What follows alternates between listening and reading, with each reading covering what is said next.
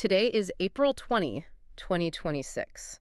And if you pull up a stock chart right now for Novo Nordisk, that's ticker symbol NVO, you're going to see a price hovering right around $39.94. Yeah, which is just, I mean, it's honestly a wild number to look at. Right. It should make your jaw drop if you've been following the broader market, because we are looking at this absolute giant of the pharmaceutical industry, and it has just crashed over 50% from its 2024 peak. Oh, it's a staggering reversal. Yeah. Half of its market value just completely wiped off the map. Literally gone. Exactly. Yeah. I mean, we were talking about a company that not too long ago, it was universally viewed as the poster child for just unstoppable momentum in the healthcare sector. Right. They could do no wrong. Yep. But the market hasn't just corrected the stock. They have aggressively, totally re-rated the entire future of the business. Which perfectly sets up the central mystery we are posing to you today. Like, with this massive entrenched downward trend and sell signals flashing literally everywhere, from Wall Street desks to retail apps, is Novo Nordisk just a dangerous value trap right now? Or, and this is the big debate, is it the ultimate, deeply undervalued, strong buy? Right. So, to figure out the truth behind that 50% haircut, that's our mission for this deep dive. Yeah, we're going to really tear apart the income statement, see what kind of cash they're actually making. We'll decode the technicals, the insider activity, which is super interesting, by the way, and really lay out the fierce bull versus bear debate. And just a quick reminder, because we always have to say this, we're here to analyze the data for you. This is purely an analytical deep dive, definitely not financial advice. Exactly. No financial advice here, just the numbers. But hey, before we get started, make sure you like the video, subscribe to our YouTube channel, and it's absolutely compulsory that you leave us a comment with your feedback. We really want to know where you stand on this debate. For sure. Let us know in the comments. Okay, so to figure out if this 50% drop is actually justified, I think we really need to start by looking under the hood, like the actual money the company is making. Right. Are the financials actually broken, or is it just the stock price that's broken? Exactly. So what's the raw data looking like? Well, when you look at the income and cash flow reality, you find this massive, just a huge disconnect between the bleak stock chart and the actual business. The engine of this company is still running incredibly hot. Really? Even with the stock sub 40? Yeah. Despite the stock price collapse, Novo Nordisk retains a massive EBIT margin of roughly 45%. Oh, wait, 45%. Let's just unpack that for a second. In the physical world of, manufacturing and selling things, most companies would throw an absolute parade for a margin half that size. Totally. It's huge. It essentially means that for every single dollar of revenue that comes in the door, almost 50 cents is pure operating profit. And that's long before the taxman or creditors take their cut. Right. The profitability is exceptional. And it translates directly into raw cash flow.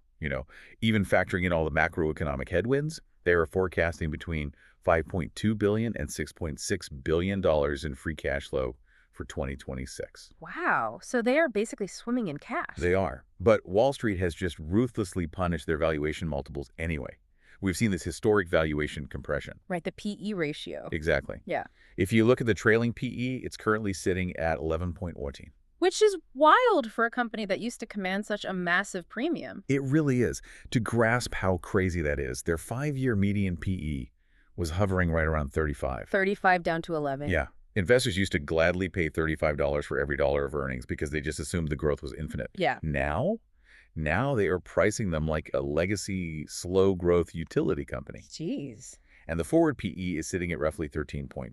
Okay, so I want to unpack this because I have this analogy. This feels like finding a designer jacket at a thrift store for like 90% off. Okay, I like where this is going. You're thrilled at first, but then you immediately wonder, well, what's wrong with it? Did the previous owner shrink it? Does it smell weird? Right. What's the catch? Exactly, because a company with $5 to $6 billion in free cash flow doesn't just shove that money under a mattress. They are returning that capital. The dividend yield right now is 4.45%, which is about $1.80 annualized. Yep. And they have that massive share buyback program, too. Right. 15 billion Danish krone, which is like 2.1 billion US dollars. And they've already bought back over 11 million shares just through mid-April. So I really have to push you on this. Go for it. If they are generating billions, buying back 11 million shares and paying a huge dividend, why is Wall Street treating this like a sinking ship? Well, it's the ultimate question, right? Yeah. But you have to remember, The stock market is a forward-looking mechanism. Right. Investors don't pay for yesterday's cash flow. They pay for what they anticipate will happen tomorrow. So the balance sheet looks like a fortress today, sure, but the market is seeing massive cracks in the foundation for the future. Which brings us to the tape and the actual traders. To see that fear, we have to look at the charts. Exactly. The technicals show just how deep this fear really is. Yeah. I mean, NVO is in a deep, deep downtrend. Right, their 52-week range is what, like 35.12 up to 81.44? Yep, and they are trading significantly below their 200-day simple moving average. That is a terrible sign for momentum. And immediate support is sitting dangerously close, right at that 52-week low of $35 to 35.12. Wow, so there is barely any floor underneath it. Very little. Resistance sits at 37.50 and 41.29. Are there any signals showing life? Like, are retail traders buying the dip? It's kind of mixed. The RSI is sitting between 58.38 and 62.46, so that's neutral to slightly bullish. But the MCD is throwing off mixed to sell signals. Just nobody really knows what to do. Pretty much. And the put-call ratio is at 0.55, which is also really neutral. Basically, the options market expects max pain right between 37.50 and $40. Okay, but here's where it gets really interesting to me. We have to talk about who is actually buying and selling the stock behind the scenes, the insider activity. Oh yeah, this is fascinating. Right.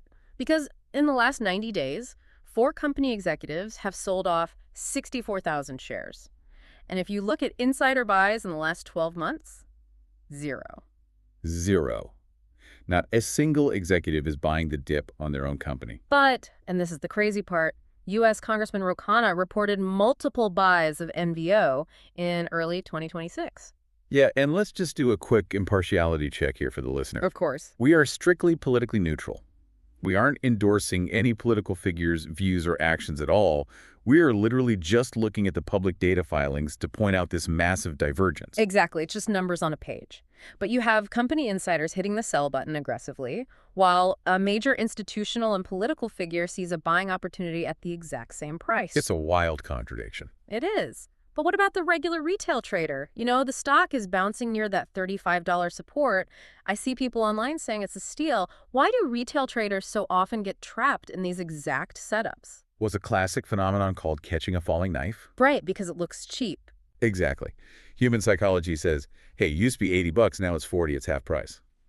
But the danger is that a stock down 50% can easily drop another 50% from where it is now. Which would wipe you out completely. Yep. If momentum is heavily downward, you're just stepping in front of a freight train. Which naturally leads us to ask, what is the actual catalyst for all this panic? Because institutional money doesn't just run away for no reason. No, they don't. And that brings us directly to the fundamental bear case. The downside risks. Is this a value trap? Well, the worst case continuation lower is terrifying.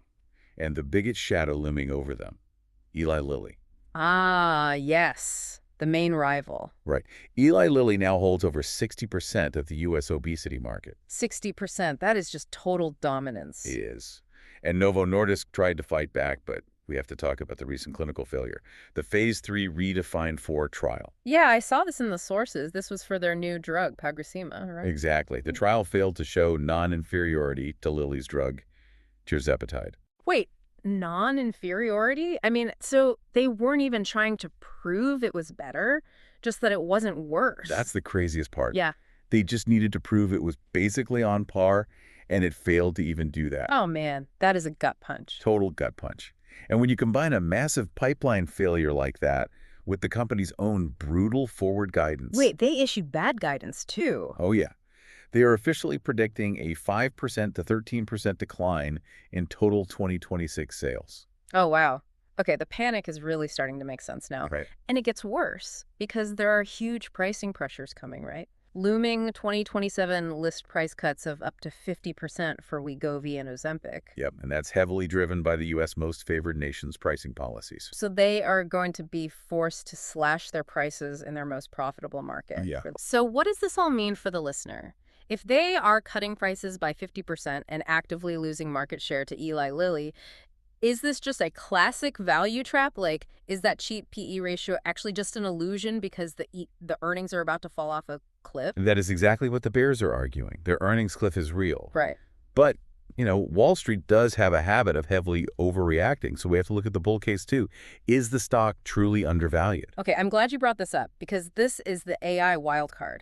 The news from Literally just a few days ago, April 14th, 2026. The OpenAI partnership. Yes, this massive new strategic alliance aimed at accelerating drug discovery and optimizing their supply chains. Right. So the best case recovery scenario really leans on this. Mhm. While the bears are terrified of the 50% price cuts, the bulls actually see that as a positive. They call it a volume over price strategy. Okay, wait, explain that. How is cutting prices a positive thing? Well, by cutting prices, Novo Nordisk can reach a vastly wider demographic. People who previously couldn't afford the drugs or whose insurance wouldn't cover them. Oh, I see. So you make less per prescription, but you sell way, way more prescriptions. Exactly. And the strategy is already kind of working. Look at the successful January 5, 2026 launch of the Wegovy pill. Right, moving away from just the injections. Exactly. People hate needles. The pill uptake has been strong. We're seeing initial prescriptions of around 50,000 per week. Wow, 50,000 a week just for the new pill. Yeah. And because of that volume potential, analyst targets are really interesting right now. The consensus Wall Street rating is just a hold with an average score of 2.57. Kind of middle of the road, Yeah, Goldman Sachs is targeting $41 and Morgan Stanley is at $40. which is basically right where the price is today. Right. But if you look at quantitative models like GuruFocus, they estimate a massive intrinsic GF value of $142.75. Wait, really? $142? That implies it is insanely undervalued. According to their cash flow models, yes. Okay, but I have to push back on the bulls here. Selling more pills for less money sounds great in theory, but does volume really save you when your main rival already has 60% of the pie? It's a tough hill to climb. Like, are bulls just being overly optimistic about this OpenAI partnership? Is it just a shiny tech buzzword to distract investors from the fact that Cagrasima failed its clinical trials? Look, it's a fair critique. Mm. And that brings us to synthesizing all of this into a real outlook. Right, short term versus long term. What are we looking at? In the short term, the stock is showing severe weakness. Mm. It's fully expected to just remain range-bound between that $35 floor and the $41 ceiling. Just bouncing around the bottom. Yep, until a major catalyst arrives.